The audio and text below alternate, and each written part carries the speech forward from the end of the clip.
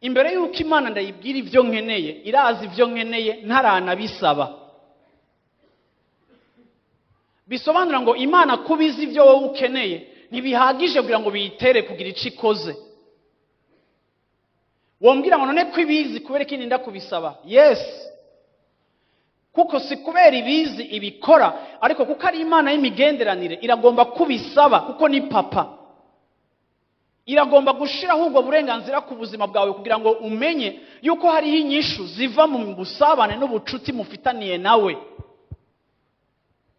Hari ibintu Imana itazokora mu buzima bwacu tutabisavye, tutayibwiye, atari uko ibiyobewe ko tubikeneye, ariko ari kubera ari Imana y'imigenderanire ishaka ko tuyishikira, igomba yuko tuyibarira, igomba yuko tuba tuyifitiye icizere ku buryo twokugurura akanwa kacu tukayibwira ivyo dukeneye.